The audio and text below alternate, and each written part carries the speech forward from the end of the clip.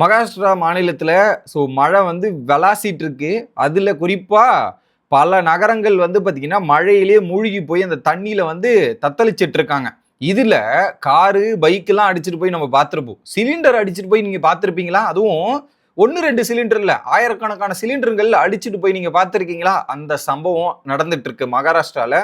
Raigad district இருக்கு இல்லையா, அந்த டிஸ்ட்ரிக்ட்ல பார்த்தீங்கன்னா பட்டாலா கங்கா அப்படின்ற ஒரு பாட்லிங் எல்பிஜி அந்த ஸ்டோரேஜ் பிளானட் இருக்கும். ஓகே, அதை ரீஃபில் பண்றது இதெல்லாம் பண்றது இல்லையா, அந்த பிளானட்ல இருந்து என்ன பண்ணியிருக்காங்கன்னா, இந்த மழை ஃப்ளோட் அதிகமா இருந்ததுல இருந்து அந்த பிளானட்லயும் தண்ணி வந்திருக்கு. தண்ணி வந்ததால என்ன ஆயிருக்கு, அங்க 3000 சிலிண்டர் இருந்திருக்கு. அதுல பாத்தீங்கன்னா பாதி எல்பிஜி லோடடா இருந்திருக்கு, பாதி அன்லோடடா இருந்தது.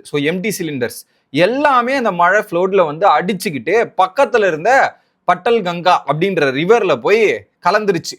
அந்த சிலிண்டரும் அதுலயே போயிருச்சு அந்த ரிவர்ல. அந்த ரிவர் ரெண்டு வழியா பிரியுது போல. ரெண்டு வழியா பிரிஞ்சு அந்த சிலிண்டர்ஸ் எல்லாமே டிராவல் ஆகிட்டு இருக்கு.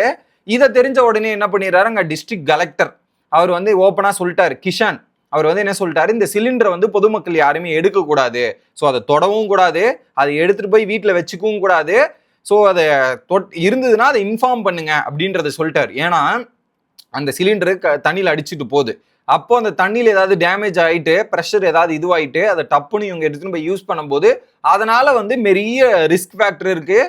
யூஸ் பண்றவங்களுக்கு ஒரு பெரிய பாதிப்பு ஏற்படுத்தும்ன்றதால சேஃப்டி மெஷர்ஸ் இல்லை, அதனால நீங்க இதெல்லாம் பண்ணாதீங்கன்ற மாதிரி கொடுத்துருக்காங்க. ஆனா அதையும் மீறி நிறைய மக்கள் இந்த சிலிண்டரை எடுத்துட்டு போறதை நம்மளால பார்க்க முடியுது. சோசியல் மீடியால ஏகப்பட்ட வீடியோஸ் அந்த மாதிரி வருது.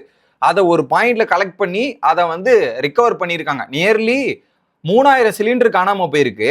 அதுல 1000 சிலிண்டரை கண்டுபிடிச்சிருக்காங்க. இப்போ இன்னும் 2000 சிலிண்டர் லோடடும் எம்டி சிலிண்டர் இருக்கு. அதை கண்டுபிடிக்கிறதுக்கான வேலையில இப்ப தீவிரமா செயல்பட்டு இருக்காங்க. ஏன்னா இது ஒரு பெரிய ரிஸ்க்.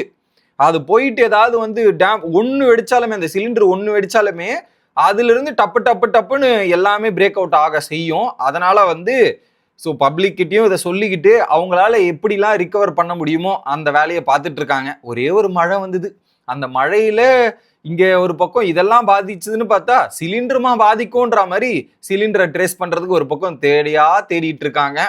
என்னத்த சொல்ல மக்களே. இந்த வருஷம் ஏகப்பட்ட டிசாஸ்டர் சம்பவம். அது இங்க மட்டும் நடக்கல, இந்த மழை சம்பவம் வேர்ல்டு லெவல்லயே மழை சம்பவம் வரிசையா நடந்துட்டு இருக்கிறத நம்மளால பார்க்க முடியுது. அதுல குறிப்பா அடுத்து இன்னொரு கண்டென்ட்ல வரேன். அந்த கண்டென்ட்ல இன்னும் நிறைய ஷாக்கிங்கான விஷயங்கள்லாம் இருக்கு.